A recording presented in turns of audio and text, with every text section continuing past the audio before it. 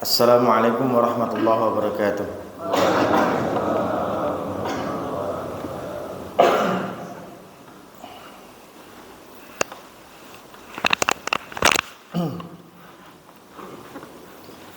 Alhamdulillah, thumma alhamdulillah, wala hawla wala quwata illa billah. Asyhadu an la ilaha illallah wa asyhadu anna Muhammadan abduhu wa rasuluh, la nabiyya wa la rasula ba'dah. Usini wa iyyakum bittaqwallah faqad fazal muttaqun, haitsu qala Allah Ta'ala, ya ayyuhalladzina amanu ittaqullaha haqqa tuqatih wa la tamutunna illa wa antum muslimun. Ya ayyuhalladzina amanu ittaqullaha wa qulu qawlan sadida yuslih lakum a'malakum wa yaghfir lakum dhunubakum wa may yuti'illahu wa rasulahu faqad faza fawzan 'azima. Ma'asyiral muslimin rahimakumullah. Pertama, mari kita bersyukur kepada Allah. Pada kesempatan subuh hari ini kita bisa berkumpul di masjid yang penuh dengan keberkahan. Setelah kita melaksanakan sholat subuh secara berjamaah, alhamdulillah, ini rahmat Allah kepada kita semuanya, dan kita berhasil mendapatkan rahmat tersebut karena Allah SWT. Yang kedua, mari kita berkirim salawat dan salam kepada Nabi kita, junjungan kita, Nabi Muhammad sallallahu alaihi wasallam. Semoga kelak di akhirat kita mendapatkan syafaat dari beliau. Allahumma amin. Bapak Ibu sekalian, hadirin hadirat yang saya muliakan, pada subuh hari ini insyaallah saya akan kaji hal-hal yang bersifat kekal dari amalan kita. Ada enggak sih? Ada enggak sih hal-hal atau amalan atau pahala atau perbuatan kita, bukan pahala, perbuatan kita yang bersifat kekal? Ada satu hadis yang menjadi hadis pokok dalam masalah ini, menjadi hadis dasar,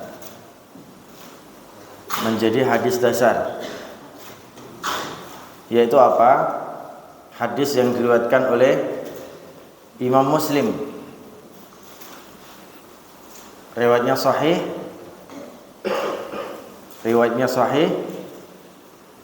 tidak dhaif, tidak hasan, tapi saleh, tapi sahih, yaitu hadis tentang terputusnya suatu amalan dari seorang anak Adam. Apa kata Rasulullah? An Abi Hurairah radhiyallahu anhu, qala Rasulullah sallallahu alaihi wasallam, idza matal insan inqata'a anhu amaluhu, inqata'a anhu amaluhu illa min thalathin, sadaqatin jariyatin aw ilmin yuntafa'u bihi aw waladin salihin yad'u lah. Apabila anak Adam mati, apabila si manusia mati, maka amalannya terputus.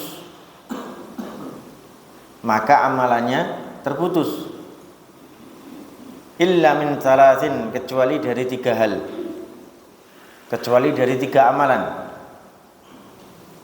Apa yang pertama? Shadaqatin jariyatin, sedekah jariyah, sedekah yang ngalir terus. Sedekah yang ngalir terus. Jariyah itu kata-katanya ngalir. Jariyah dari kata-kata jariyun, dari kata-kata jara yajri, jara yajri, yang artinya lari, lari. Sedekah jariyah, sedekah yang berlari terus. Awak dhewe wis mati, tapi sedekahnya ngalir lagi terus amalannya, pahalanya ngalir terus. Itu yang pertama. Apa yang kedua? Au ilmin yuntafa'u bihi, atau ilmu yang dimanfaatkan. Ilmu yang dimanfaatkan. Apa maksud dari ilmu yang dimanfaatkan? Ilmu yang kita ajarkan dimanfaatkan oleh orang yang mendengarkan ilmu kita.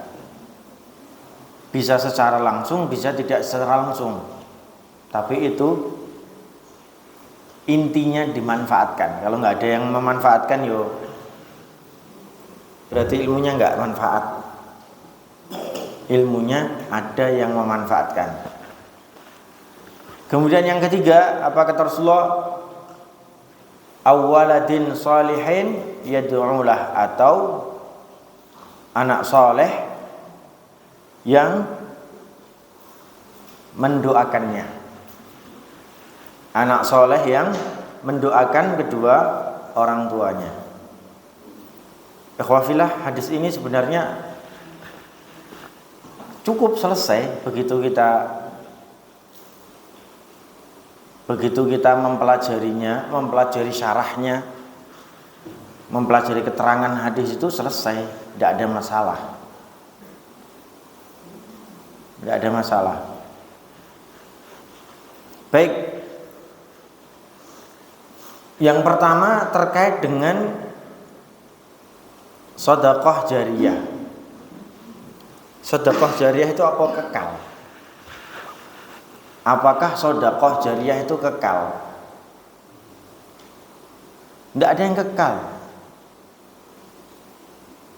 Tidak ada yang kekal, Pak. Begitu kiamat, apa yang masih ada? Tidak ada kan? Begitu kiamat terjadi, apa yang ada? Tidak ada. Kullu man 'alaiha fan wa yabqa wajhu rabbika dzul jalali wal ikram. Semua yang ada, semuanya mati, semuanya musnah. Semua. Yang tidak musnah cuma satu, Allah. Allah ada sebelum semuanya ada. Berarti yang diadakan oleh Allah semuanya musnah. Semua musnah. Bagi Allah mudah sekali untuk mewujudkan kembali daripada menciptakan. Karena menciptakan itu memulai dari awal. Kalau mewujudkan kembali, mengulang kembali, dulu pernah ada, gampang. Bagi Allah mudah seperti itu. Maka nggak ada istilah kekal. Nggak ada istilah kekal. Sedekah jariyah itu begitu semuanya habis, ya habis. Nggak ada yang berumur seumur Allah SWT. Nggak ada. Bahkan Al-Imamul Bajuri rahimahullah ta'ala mengatakan, Allah itu berada di ruang dan waktu atau dimensi yang berbeda dari seluruh ciptaannya.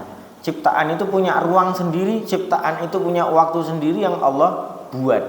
Mereka terikat dengan waktu dan ruang itu. Allah di luar itu. Maka kemudian Allah disebut dengan Al-Awwal, yang paling pertama, yang maha awal. Huwal akhir, Allah yang maha akhir. Jadi ketika semua ruang, semua waktu dihancurkan oleh Allah, Allah masih ada. Kita nggak bisa berpikir ruangannya Allah, nggak bisa. Nggak bisa. Maka nggak ada istilah kekal. Nggak ada istilah kekal. Gitu ya. Bangun masjid, Apa yang kekal dari masjid? Ada yang kekal dari masjid? Tidak ada yang kekal dari masjid. Paling-paling yang ada yang mana yang lebih lama. Yang mana yang lebih lama pemanfaatannya. Itu masjid itu sedekah terbaiknya adalah ketika kita berwakaf tanahnya. Karena apa? Jarang ada orang bangun masjid kemudian 10 tahun, 20 tahun berikutnya masjid digempur, dibangun lagi. Toh tanahnya tidak digempur loh. Di atas tanah itulah masjid akan dibangun lagi. Orang harus mewajari kalau sedekah jariyah pemanfaatannya seumur ketika sedekah itu dimanfaatkan. Kalau sudah tidak dimanfaatkan lagi ya sudah, Allah sudah menutupkan di situ. Allah sudah menetapkan kapan akan ada kiamat. Enggak usah khawatir, Allah sudah menulis kemanfaatan itu. Ustaz, saya lagi sedekah lampu. Ya namanya beli lampu sama beli tanah ya mahal tanah lah. Iya kan? Namanya beli lampu sama beli tanah ya mahal beli tanah. Kemanfaatannya juga lebih mahal tanah. Ustaz, saya bisanya cuman beli keramik. Ya namanya lampu sama keramik lebih mahal keramik. Lebih lama keramik. Tapi nggak usah khawatir. Itu semua ada catatan dari Allah SWT. Saya punya cerita Pak. Mungkin Anda akan kaget. Ada seorang syekh dari daerah Najd. Ada seorang syekh dari daerah Najd. Arab Saudi daerah utara. Itu kaya raya. Kayanya minta ampun. Ada orang minta bangun masjid dibangunin sama dia. Ada minta dikasih dibangun, saking kayanya dia. Suatu hari ada suatu masyarakat yang memang membutuhkan dibangun suatu masjid dan sekolah. Akhirnya datanglah ke syekh tersebut. Begitu datang ke syekh itu, diiyakan mana tempatnya, dicek.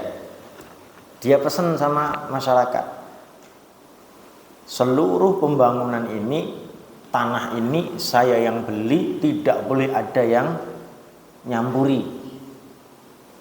Dimonopoli itu. Tapi ini monopoli yang baik. Ini monopoli yang baik. Tanahnya dibeli sama dia, bangunannya dia yang beli. Tidak boleh ada yang merusui, tidak boleh ada yang nyampuri sedikit pun, tidak boleh. Tidak boleh. Kecuali madrasah, kecuali sekolah. Kalau sekolah Anda boleh urun apa terserah. Tapi untuk masjid ini tidak boleh ada yang nyampuri. Untuk masjid tidak boleh ada yang nyampuri. Tidak boleh kecampur dengan harta yang lain. Begitu sekolah jadi, wah senang mereka. Ada sekolah, ada ustadz, ada santri, udah banyak kegiatan-kegiatan ilmu berjalan di situ. Pada saat masjid dibangun, datanglah seorang perempuan tua. Pada saat masjid dibangun, datanglah seorang perempuan tua. Seorang perempuan tua ini meteng-meteng bawa beberapa sak semen. Dia ketemu sama para petugasnya. Saya mau ikut andil untuk membangun masjid. Ini beberapa sak semen. Oh Bu, tidak boleh. Ini sudah dipeseni sama syekh itu. Tidak boleh ada satupun bangunan yang diurun rembukan, yang diandilkan dari orang lain kepada masjid ini, tidak boleh. Ini sudah diambil oleh syekh itu. Dia mendesak terus. Pokoknya aku ini mau sedekah. Tidak boleh Bu, tidak boleh, dibawa ke rumah, pulang ke rumah. Kalau ibu butuh apa nih tak kasih malahan. Kalau ibu butuh apa tak kasih. Intinya ibu tidak boleh.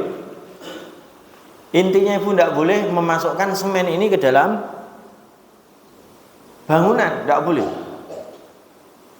Semen Pak, cuman 3. nggak boleh tenanan. Akhirnya ibu nangis-nangis. Besok datang lagi, nemui tukang lagi sama kerasnya seperti kemarin, nggak boleh. Nangis lagi sampai 3 kali. Besok datang lagi langsung nemui mandor. Namanya mandor kan kasihan. Tapi kamu diam-diam aja, udah diam. Saya bawa semen, dibawa, dicampurkan dengan semen yang lain. Mandor, nggak ada yang tahu, diam aja.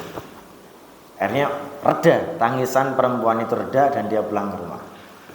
Begitu masih jadi, semuanya digunakan, dimanfaatkan, masya Allah, indah, menjadi sebuah kegiatan ilmiah, kegiatan ibadah yang sangat bagus di situ. Seminggu kemudian syekhnya datang, dia kumpulkan seluruh masyarakat, dia kumpulkan tukang-tukang itu, marah-marah, Pak. Kenapa marah-marah? Aku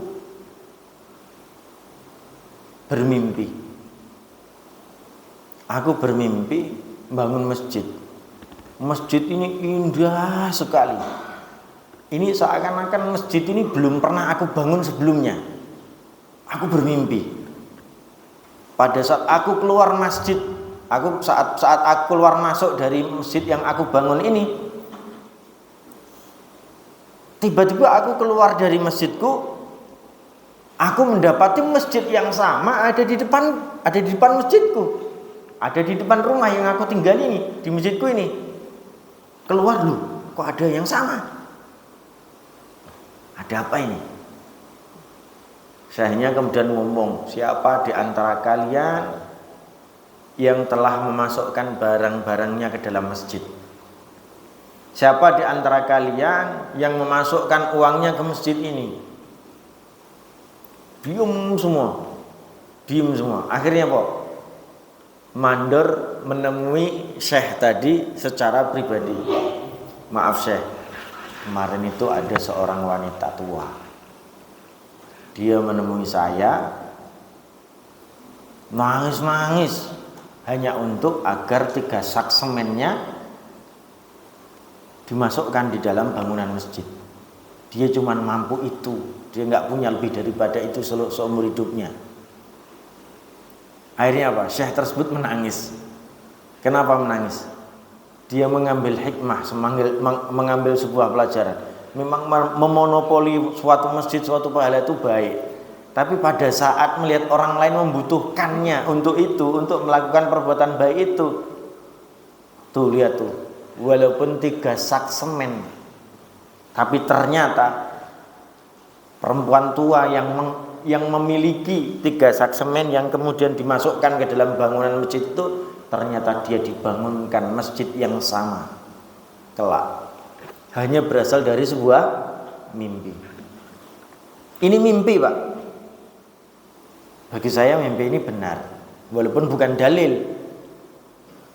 Gimana orang tidak pernah mimpi tiba-tiba mimpi seperti itu? Aneh. Seakan-akan mimpi itu berada di sebuah mungkin alam yang berbeda dengan dia, dimensi yang berbeda dengan dia. Ini kan kabar bagi dia. Artinya apa Pak? Anda memberikan 1 sak, Anda memberikan 2 sak, bahkan mungkin Anda hanya sebatas cat, atau mungkin lampu, atau mungkin 2 buah bata, atau mungkin 2-3 keramik. Bisa jadi Anda mendapatkan pahala yang besar juga dari Allah SWT. Padahal semua dimonopoli. Wah, aku tanah ini. Ini masjid Pak, berapa ratus meter. Untuk membeli tanahnya itu patungan loh Pak. Apa bisa 2-3 meter menjadi sebuah masjid? 2-3 meter tanah menjadi masjid? Kayaknya nggak bisa deh. Lalu gimana perhitungannya? Sana 10 orang 10 meter, sana 10 orang lagi 10 meter. Patungan jadilah masjid. Lalu gimana jadinya? Ya Allah yang akan memberikan perhitungannya, nggak usah masalah. Wah Ustadz, aku nggak bisa beli tanah saat itu, aku cuma bisa membeli cat. Ustadz, aku kemarin nggak bisa beli cat, aku cuma beli lampu.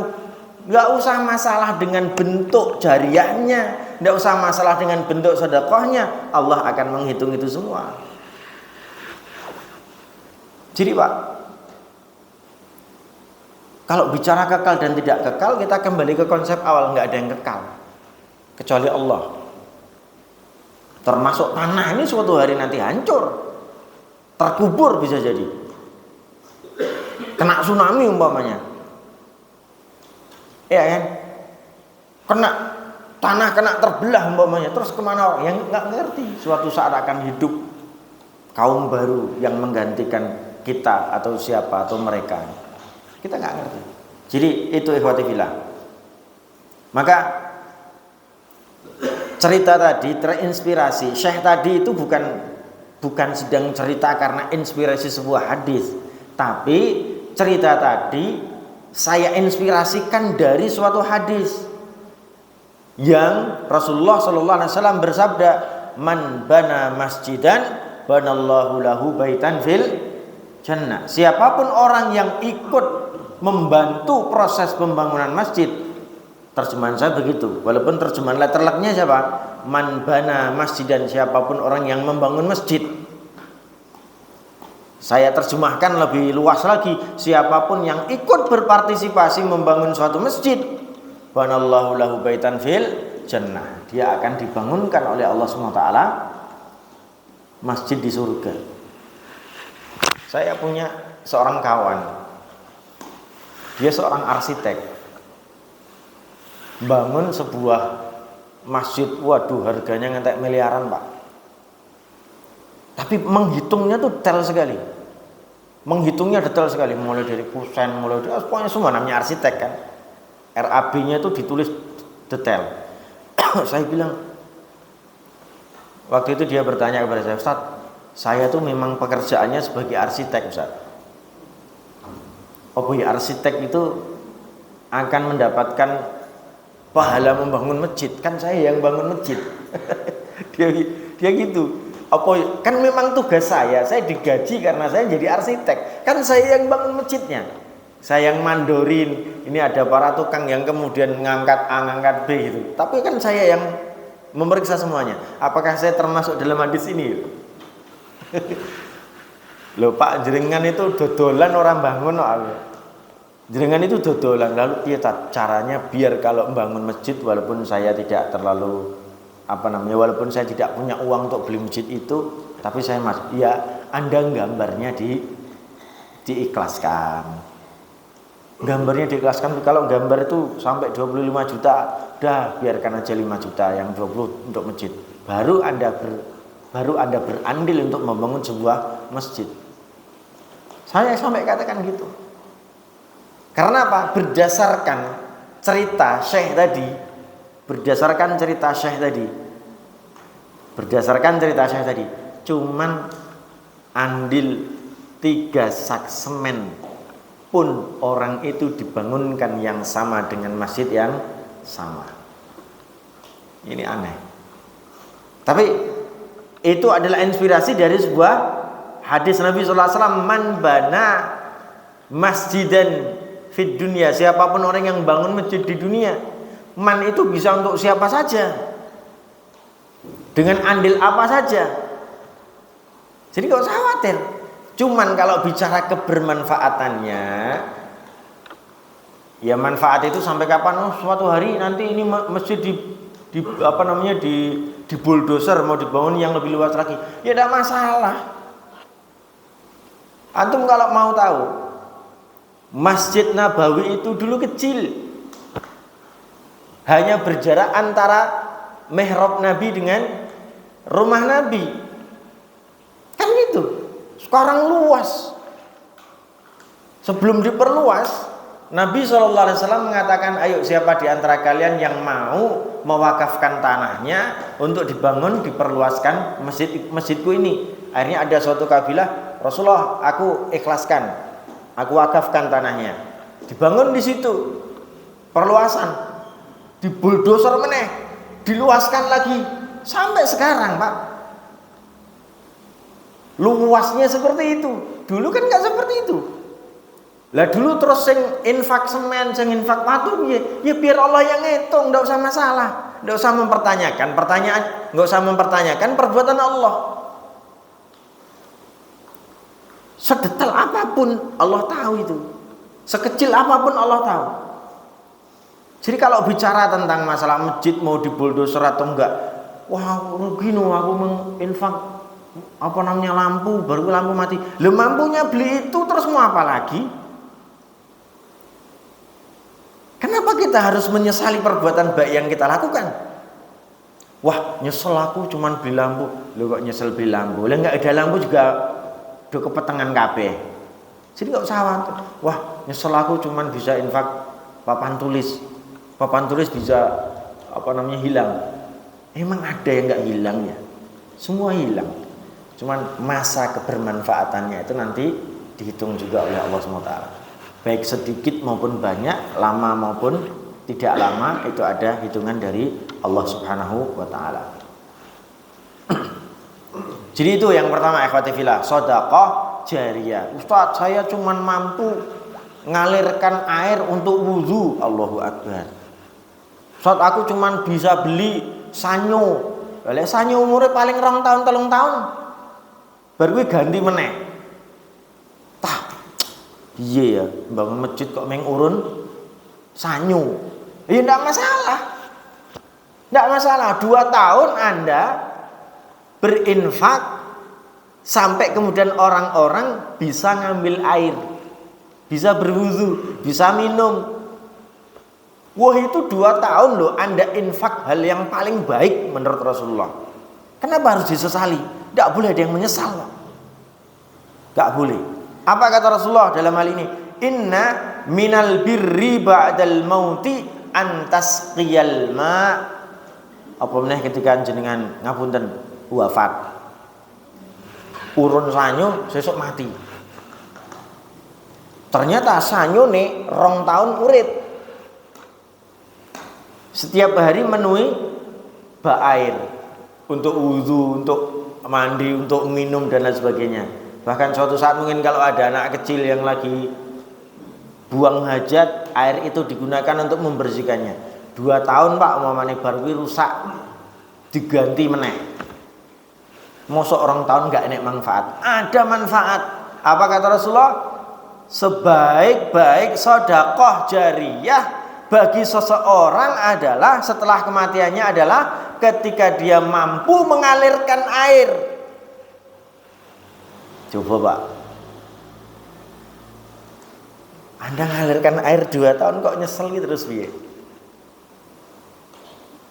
Meng sanyo, kok meng sanyo iki? Kalimat-kalimat kok meng itu hilangin.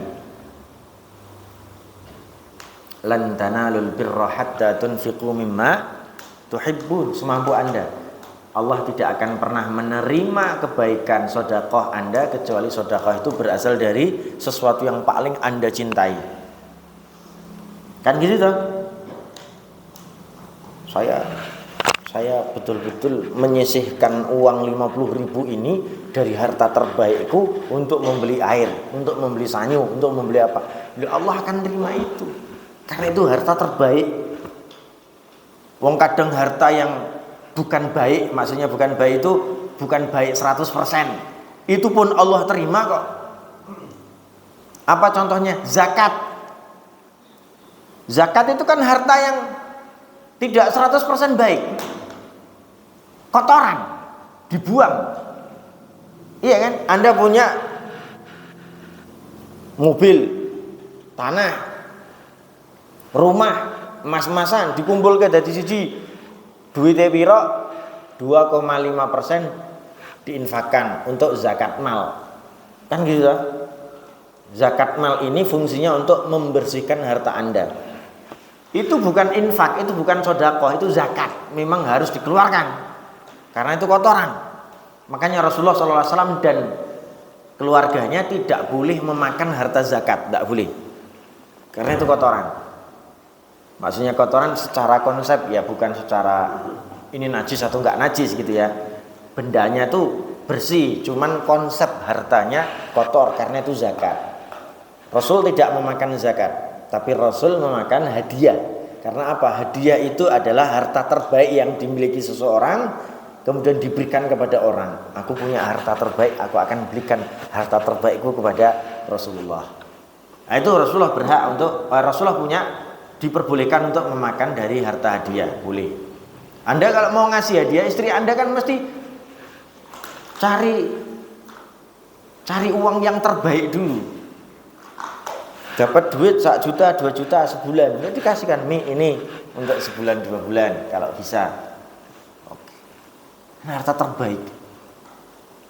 Gitu ya. Jadi bicara tentang sedekah jariyah, jangan pernah menyesali apa yang sudah kita sedekahkan. Dan disebut jariyah kalau memang berlari. Kalau sudah masa larinya habis karena Allah SWT menentukan habis, ya sudah selesai. Yang menetapkan habis kan Allah. Masjid ini umurnya 10 tahun lagi, kita nggak ngerti nih 10 tahun ke depan seperti apa masjid, kita ya nggak ngerti. Yang penting pasrahkan kepada Allah setelah kita berinfak. Jariyahnya Allah yang ngatur. Memang Allah ngatur itu juga, ngatur pahala kita juga gitu loh. Kita nggak bisa ngatur pahala kita, Allah yang ngatur pahala kita. Itu ya. Jadi bicara tentang sedekah jariyah adalah bicara sesuatu yang sangat urgent, dan kita tidak bisa memaksakan diri untuk meneruskan sedekah ini sampai kapan. Jangan. Biarkan Allah yang berbuat, berkehendak. Kita sudah memastikan perbuatan kita seperti yang Allah tetapkan, seperti yang Rasulullah tetapkan, pasrahkan kepada Allah SWT. Biarin. Selanjutnya ikhwati fillah, ilmu yang bermanfaat. Memangnya ilmu yang bermanfaat itu juga kekal? Enggak juga. Enggak juga. Suatu hari nanti Al-Quran bakal diangkat. Enggak ada satupun di antara mereka yang mengamalkan Quran di akhir zaman itu. Kalau ditanya siapa yang paling rugi, wah aku ilmunya jadi enggak manfaat. Loh, kalau mau ditanya, kalau mau dikatakan siapa yang paling rugi, Rasulullah dong. Rasulullah mengajarkan tauhid, mengajarkan iman, mengajarkan ihsan, mengajarkan Islam. Di akhir zaman kelak enggak dilaksanakan. Apakah kemudian Rasulullah menyesal? Enggak. Rasulullah tahu di akhir zaman kelak akan ada pola itu, akan ada masa seperti itu. Toh Rasulullah tetap mengajarkannya. Jadi kebermanfaatan dari ilmu yang diajarkan oleh kita kepada siapapun yang mendengarkan ilmu kita, Allah juga yang mengatur pahalanya. Tapi kalau saya berpesan ya Pak ya, saya berpesan kepada Anda semua. Ini iso Pak, anak kita wis, ojo anake wong liya, anak kita dhewe. Anak kita sendiri itu ngerti Fatihah dari lisan kita. Ngerti Fatihah, hafal Fatihah, faham Fatihah, itu dari lisan kita. Lah ngapa? Anak ini bakalan sholat pendak dino Pak. Anak bakalan sholat pendak dino. Sholat itu kalau nggak baca Fatihah batal. Itu mesti baca kan? Kalau orang sholat mesti baca Fatihah kan? Baca dia, kita mati. Anak kita masih meneruskan pahala kita. Sampai kapan? Sampai anak kita mati. Kalau anak kita menggunakan Fatihah seperti yang diajarkan kita, maka anak kita akan mengajarkan Fatihah kepada anaknya dengan Fatihah kita. Kita juga dapat pahalanya lagi oleh cucu kita. Gitu loh Pak. Sampai kapan? Ya mungkin sampai Fatihah kita nggak didengar lagi mungkin. Mungkin akan ada suatu masa di mana keturunan kita tidak lagi muslim, kafir kabeh. Ada toh? Ya nggak tahu kapan. Nauzubillah min dzalik. Tapi saya tidak akan pernah mempermasalahkan siapa yang mau membaca Fatihah dengan cara yang pernah kita ajarkan. Entah cucu kita, entah buyut kita nggak ngerti. Serahkan saja sama Allah. Nggak perlu menyesali.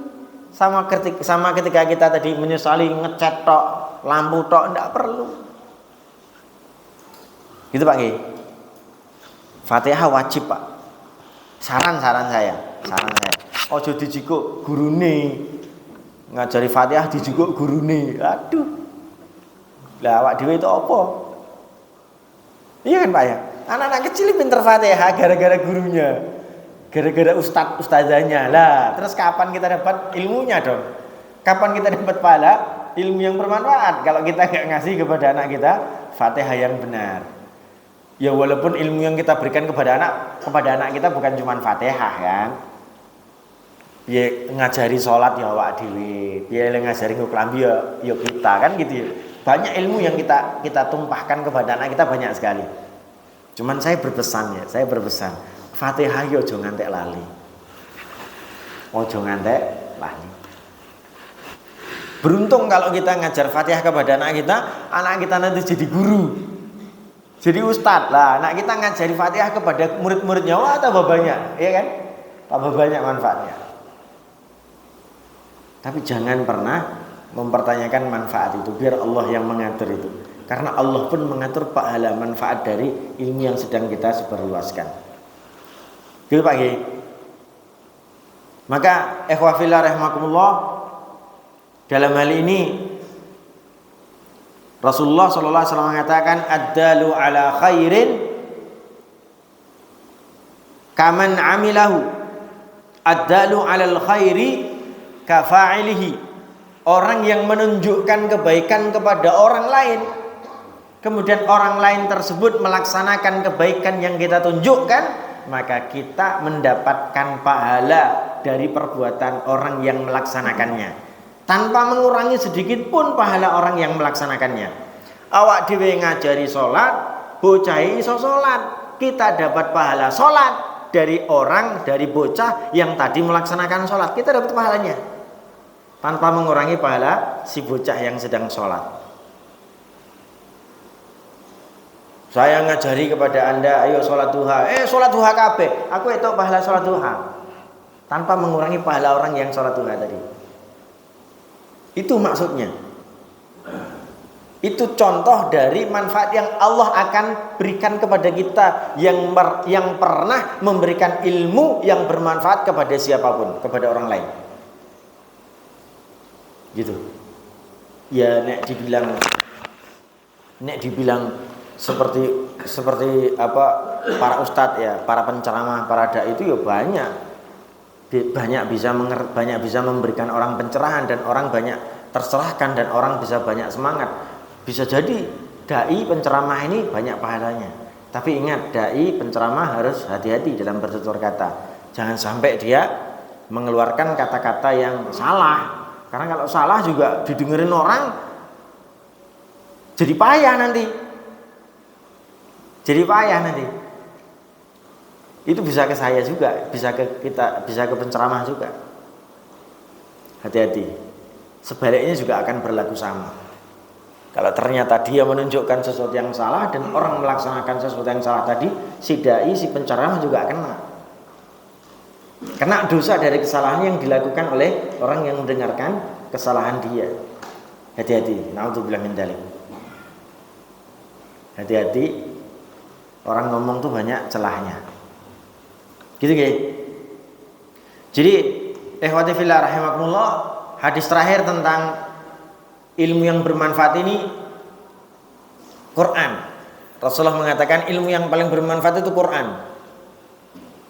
Ilmu fisika yang manfaat, biologi yang manfaat, bagaimana masak nasi yang manfaat, bagaimana memasak ayam goreng, tempe goreng, itu yang manfaat.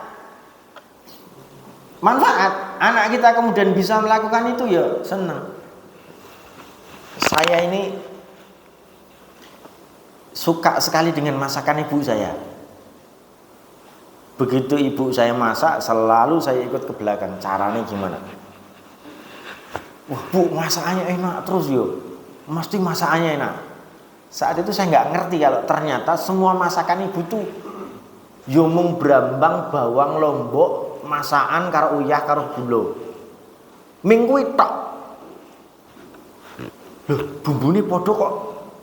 Semua masakannya enak tapi punya rasa masing-masing bu ya. Saat itu saya pikiran anak kecil saya begitu. Loh, kok cuman 5 tok toh bu? Tapi kok masaknya beda-beda?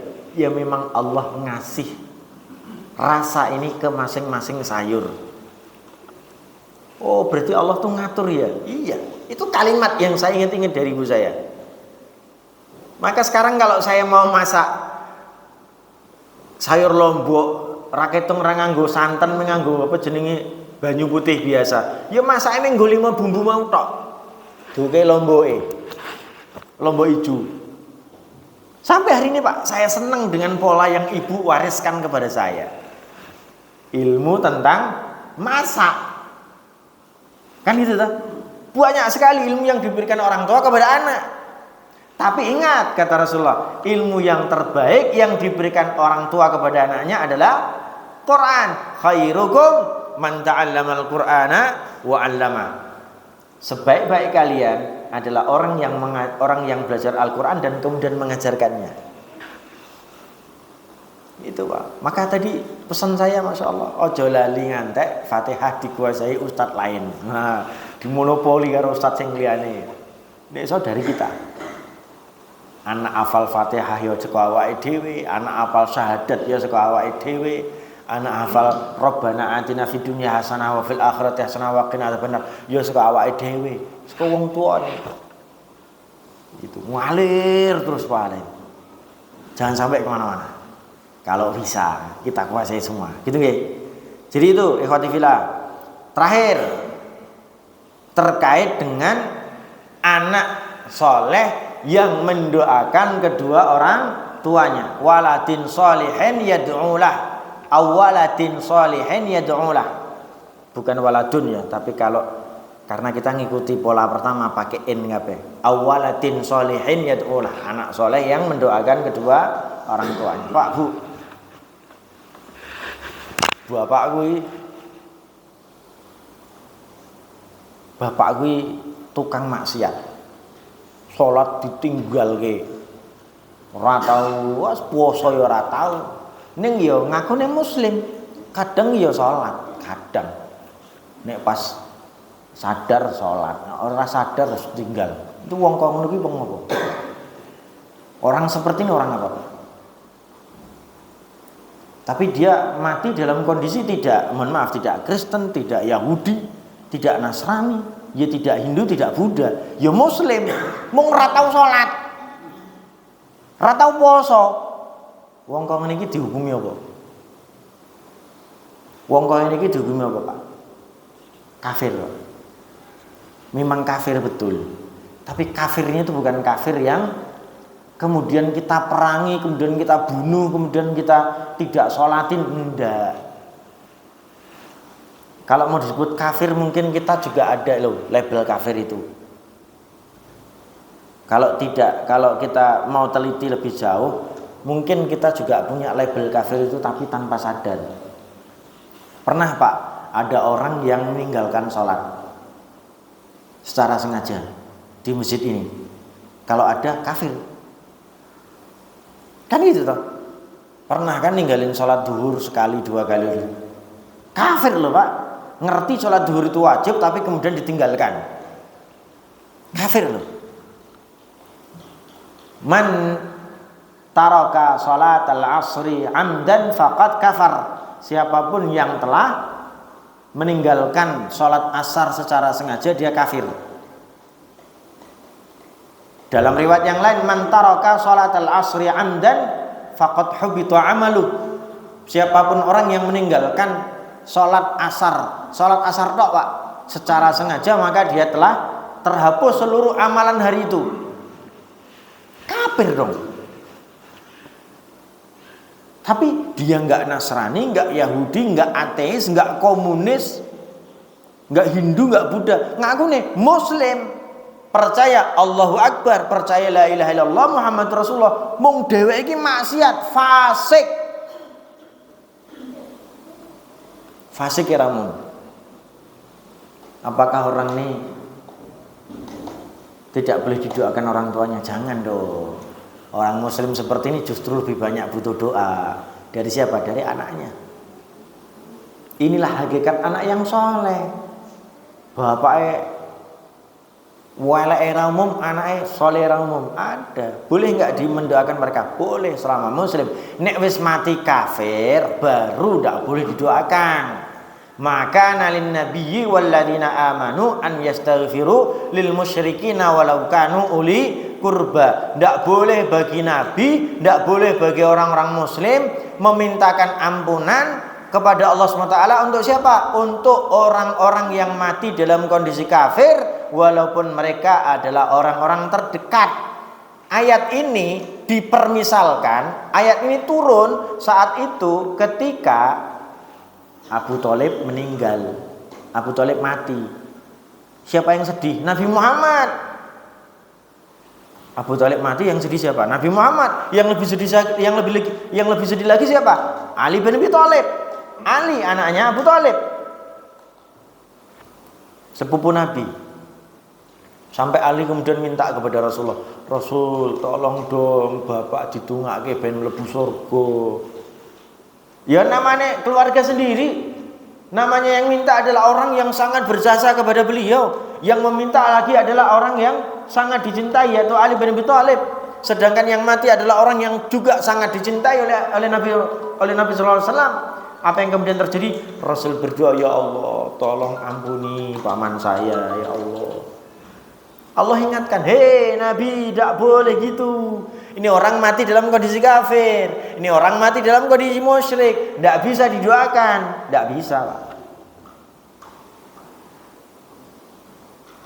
Akhirnya Allah memberikan iba atas dasar kehormatan Nabi Sallallahu Alaihi Wasallam. Kemudian Abu Thalib diberikan azab yang paling ringan di neraka. Azab itu adalah ketika dia di neraka, dia dikasih terompah, dikasih sandal atau sepatu. Yang kalau sandal atau sepatu dari neraka itu ketika dia pakai seakan-akan kepalanya atau bunuh-bunuhnya mendidih. Itu azab paling ringan. Tapi orang yang diazab dengan paling ringan itu merasa, ya Allah, kenapa kok azab aku dengan azab yang paling berat, padahal paling ringan. Tuh. Itu. Jadi kisahnya begitu, musyrik kafir. Bukan orang tua kita yang suka meninggalkan sholat kemudian dihukumi kafir, kemudian diperangi, kemudian dibunuh, kemudian tidak didoakan. Justru mereka harus didoakan, Pak, karena kemuslimannya,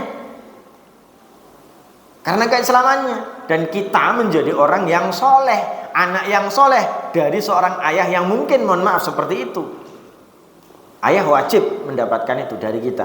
Masalah kita mau atau enggak ya urusan lain. Tapi sebenarnya ayah kita sangat membutuhkan kalau seperti itu kondisinya. Ayah kita sangat membutuhkan kalau kondisinya seperti itu. Ya masalah wajib dan tidak wajib itu kita kan menjadi, oh bapak aku kayak ini ya, aku mau ndongake ya enggak boleh. Enggak boleh. Salah satu ciri anak yang soleh adalah ketika orang tuanya didoakan. Ning intine nek wong tua niki kafir, musyrik, jelas ndak boleh.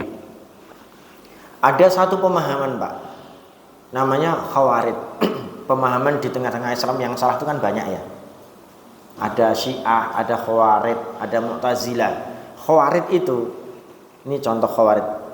Pemahaman khawarij yang salah. Khawarij itu, Pak, kalau jenengan nggak sholat secara sengaja, meninggalkan sholat secara sengaja, Anda itu kafir dan layak dibunuh, itu khawarij. Nek Ahlussunnah wal Jamaah enggak. Anda meninggalkan sholat jamaah secara sengaja, Anda itu wajib bertobat. Anda fasik, Anda kena dosa besar. Cuman dosa besar ini tidak sampai membuat Anda kafir yang layak dibunuh, gitu loh. Mengikuti hadis-hadis tadi, ada orang meninggalkan sholat asar secara sengaja, kafir, tapi kan kafirnya tidak untuk dibunuh, kafirnya tidak untuk dihukumi Anda telah keluar dari Islam, gitu loh. Kan gitu. Ada lagi, Pak, namanya kafir, tapi kafirnya tidak untuk dihukumi keluar dari Islam. Anda punya motor Beat, ngelihat motor temennya NMAX, wah mbok wingi tuku NMAX lah, kan kufur nikmat, kafir nikmat, kufur kan kafir. Apakah kemudian Anda akan disebut kafir yang keluar dari agama Islam? Ya enggak. Perbuatan Anda seperti perbuatan orang kafir, tapi tidak mengeluarkan Anda dari Islam, gitu loh. Padha karo bapake wong mau Sing ora tau salat, ora tau poso, ning ora Yahudi, ora Nasrani, ora Kristen, ora Hindu, ora Buddha, ora ateis, ora komunis. Yo Islam kan, mung dheweke fasik gitu loh. Orang seperti ini ada hadisnya. Hadisnya luar biasa. Ini hadisnya. Hadisnya riwayat Ahmad. Hadis riwayat Ahmad. Dari Abu Hurairah radhiyallahu anhu, anna Rasulullah sallallahu alaihi wasallam qala, Rasulullah bersabda, yarfa'ullahu ad-darajata lil 'abdi shalihi fil jannah. Fayaqulu ya rabbi anna li hadza, fayaqulu bistighfari waladika laka. Ada orang di akhirat kelak itu kaget karena Allah mengangkat derajat menjadi derajat orang yang soleh seperti derajat orang-orang yang lain, padahal waktu di dunia tidak punya kebaikan sedikit banget. Kebaikannya dia berucap la ilaha illallah, bahkan mati ini kita suul khotimah itu orang mati ini kita suul khotimah ini orang, sholat ratau, poso ratau, mung isine iki kabeh elek, mung ora kafir ngono istilahnya. Ora kafir, ora musyrik, ora neng dukun barang. Suatu saat orang ini diangkat oleh Allah dengan derajat yang lama-lama naik gitu. Kaget. Akhirnya dia nanya sama Allah, ya Rabb, anna lihada, wahai Allah, kok aku bisa naik-naik seperti ini, gimana? Ada apa ini wahai Allah? Fayaqul, maka Allah Subhanahu wa taala berkata, bistighfari waladika lak. Ini karena anak-anak kamu soleh, ini karena anak-anak kamu yang soleh tadi setiap hari mendoakan, setiap hari memintakan ampunan kepadaku untukmu. Jadi anak-anakmu njaluk ngapura tentang Anda, gitu loh.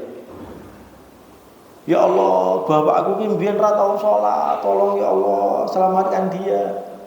Nah, anaknya soleh seperti ini ngerti betul bahwa bapaknya punya peran atas kehidupan dia dan dia kemudian berbalas bakti baik kepada bapaknya. Soleh kan? Emang enggak boleh? Ya boleh. Bahkan saya katakan kalau ini dalam sebuah ilmu balaghah ya. Hadis ini tidak bicara dengan cara menyuruh. Hei kamu anak-anak yang soleh, mintakan ampunan untuk orang tua kamu. Enggak nyuruh sebenarnya. Jadi hadis ini sifatnya adalah kalam insya'i, sebuah kabar tapi seakan-akan memberikan perintah agar anak-anak yang soleh itu segera mendoakan kedua orang tuanya. Walaupun tidak menggunakan perintah. Hei anak, segera doakan orang tua kamu. Enggak pakai kata itu. Tapi Rasulullah SAW hanya menggunakan ini sebagai khobar, sebagai informasi. Ada loh seorang anak yang doa-doanya, yang istighfarnya membuat orang tuanya naik derajat menjadi lebih tinggi. Padahal dulu orang tuanya ngapunten pencoleng. Tuh. Jadi selama orang tua kita ini enggak kafir, enggak musyrik, mati nih Pak, kita doakan. Apalagi orang tua kita ini maksiatnya luar biasa banyak, lebih banyak harus kita doakan. Wah, bapak aku nggak tahu, nggak pernah berbuat baik sama saya. Lah Anda ada di dunia ya gara-gara bapakmu kok. Itu peran utamanya bapak karena ibu, nggak mungkin. Ya tetap harus berbuat baik kepada bapak ibu, gitu loh. Mohon maaf, bapak ibu kafir. Bapak ibu kafir, bapak ibu musyrik, bapak ibu Yahudi atau Nasrani atau Hindu atau Buddha. Anda selama masih hidup bapak ibu, Anda hidup, bapak ibu hidup, Anda itu wajib berbuat baik kepada mereka berdua. Tetap wajib berbuat baik. Tapi begitu mereka berdua mati ini kafir, musyrik, udah selesai. Tek, Anda tidak bisa mendoakan. Perbuatan baik Anda hanya di dunia. Wa in jahadaka ala an tusyrika bima laysa laka bi ilmun fala tuti'huma wa shahibhuma fid dunya ma'rufa. Ketika kedua orang tua kamu yang kafir, yang musyrik tadi ingin berusaha memusyrikkan kamu, mengkafirkan kamu, jangan ikuti. Tapi selain itu, pergaulilah kedua orang tua kamu yang kafir, yang musyrik tadi dengan pergaulan yang baik. Jangan sampai buruk. Di dunia harus baik. Begitu mereka nanti nggak ada, tes hilang, sudah, Anda tidak bisa mendoakan mereka. Jadi kebaikan Anda di dunia. Orang kafir musyrik selesai. Begitu selesai mati, selesai, udah, itu urusan Allah. Anda tidak perlu campur tangan di situ. Urusi dirimu Anda sendiri. Urusi diri kita sendiri. Gitu. Terus terkena ayat yang tadi, maka nalin nabi walladzina amanu an yastaghfiru lil musyrikin walau kanu uli qurba. Terkena ayat itu. Tapi selama orang tua kita enggak kafir, enggak musyrik, di dunia kita harus baik. Walaupun orang tuanya tuh pencoleng seperti apapun. Ketika kemudian dia mati, selama enggak kafir, enggak musyrik, wajib kita doakan. Gitu ya. Itulah yang disebut dengan waladun sholihun yad'u lahu. Terakhir hadis Nabi sallallahu alaihi wasallam an Abi Hurairah radhiyallahu anhu qala Rasulullah sallallahu alaihi wasallam salatu da'watin mustajabat la syakka fihin. Ada 3 doa yang pasti mustajab, tidak ada keraguan atas ijabahnya itu. Tidak ada keraguan atas kemustajaban doa itu. Apa 3 doa itu? Da'watul walid li waladi. Doa orang tua kepada anaknya itu mustajab. Yang kedua, da'watul madlum, doa orang-orang yang terdolimi. Itu pasti mustajab, Pak. Saya tuh Pak, apa namanya?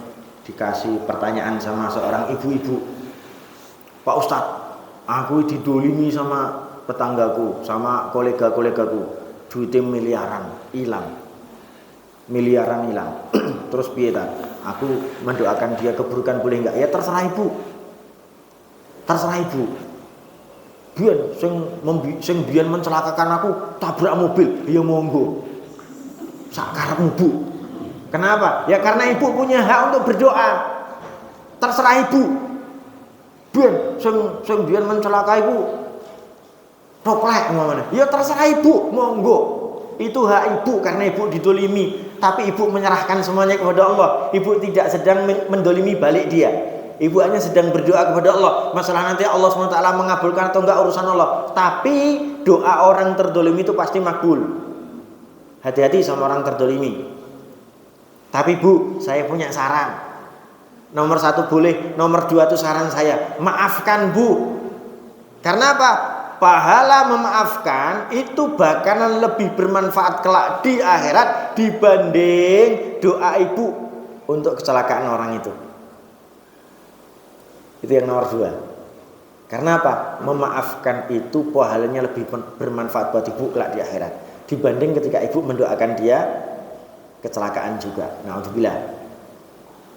Saya tidak menyarankan yang pertama walaupun boleh, tapi saya menyarankan yang kedua, maafkan Bu. Itu doa yang kedua, dakwatul madlum adalah doa orang-orang yang terdolimi dan pasti mustajab. Dan yang terakhir adalah dakwatul musafir, doanya orang-orang yang bersafar. Apa yang akan kita highlight? Apa yang mau kita fokuskan dalam hadis ini? Dakwatul walid liwaladihi, doanya seorang orang tua kepada anaknya. Wahai Allah, tolong anakku digawe anak sing soleh. Ben ngopo to ya Allah, ben aku ki nek mati kok anak sing ndongake. Boleh enggak kita berbuat seperti itu? Boleh, sangat boleh.